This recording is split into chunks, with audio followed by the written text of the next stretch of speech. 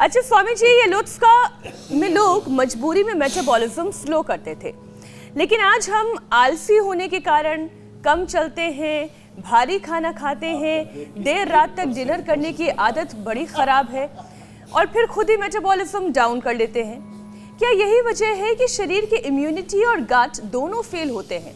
और सर्दियों में अक्सर लोग ये सोचते हैं कि स्वेटर जैकेट के नीचे अपने मोटापे को छुपा लेंगे, शॉल ओढ़ लेंगे, लेकिन गर्मियां आते आते जैसे ये लेयर्स हटती जाती हैं, पता चलता जाता है कि लीजिए 10 किलो वजन बढ़ाए बैठे हैं। हाँ, छोटी छोटी भूलें करते हैं मीनाक्षी जी। नपा तुला खाओ, नपे तुले कपड़े पहनो, हमारी तरह से बहुत डिसिप्लिन्ड लाइफ में अथ योगानुशासन, डिसिप्लिन, कंसिस्टेंसी, कंटिन्यूटी आपका भी प्रिय शब्द है। इससे लाइफ में बैलेंस आता, समत्वम योग उच्यते, यही योग का मर्म है। तो एकदम से कपड़े ज़्यादा लबादा भी नहीं ओढ़ना, एकदम से कपड़े हटाने भी नहीं। आज हम ऐसे बैठे हुए हैं तो इसके लिए हमने तपस्या की है, बचपन से हमने कम कपड़े पहने, पहले थे नहीं, अब ज़रूरत नहीं। तो ये तो धीरे धीरे अभ्यास है। और वैसे भी देखो ना, गाय भैंस से लेकर के ये पंछी, ये कबूतर, ये चिड़िया, कहाँ इनको ठंड लगती है। तो जैसे प्रकृति के साथ, नेचर के साथ हम अलाइन होते चले जाएंगे, ऐसे ही ठंड, ये सर्दी, ये गर्मी, ये 6 ऋतु है ना, ये भारत का सौंदर्य है। ये हमें जो है निसर्ग की तरफ से शक्ति हमें मिलती है इससे, ये प्रकृति का वरदान है, आशीर्वाद है। तो इन सर्दी गर्मियों को ये कोई आफत ना माने, ये हमको तपाती है। और हम सर्दी गर्मी में तप के हम -5 में, -20 में भी ऐसे ही रहते हैं, और -50 में तो देखो हम नंगे होके तो नहीं देखे, लेकिन -50 में भी हम यूरोप और कुछ देशों में घूमते रहते हैं, कोई दिक्कत नहीं है।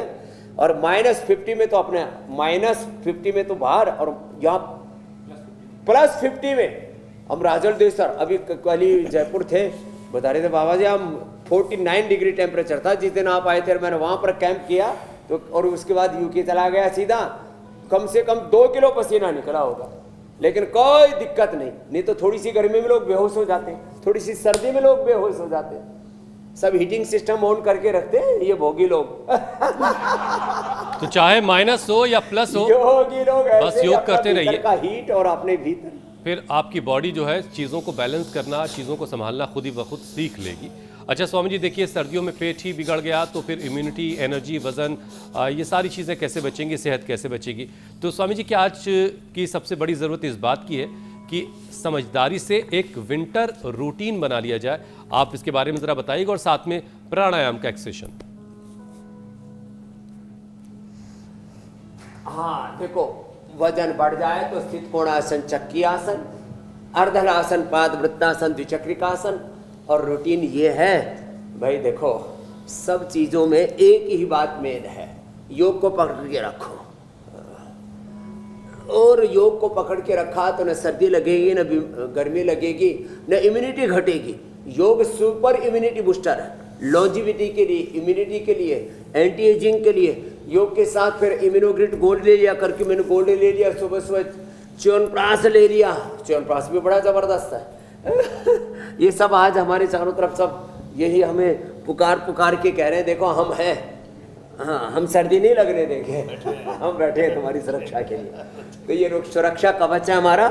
तो च्यवनप्राश खाएं, कोलेजन प्राश खाएं, बच्चों को बालप्राश खिलाएं, बड़े इम्यूनोग्रिड, करक्यूमिन गोल्ड, स्वर्ण शिलाजीत, हम तो तेज गर्म पानी में गोधन अर्क, केसर और हनी मिलाकर के पिला देते हैं। पेट डाइजेशन भी एकदम फिट, और मोटापा तो बढ़ ही नहीं सकता। अर्धलासन, पाद वृत्तासन, द्विचक्रिकासन, ये उन साथ में करा देते हैं, और फिर साथ में प्राणायाम।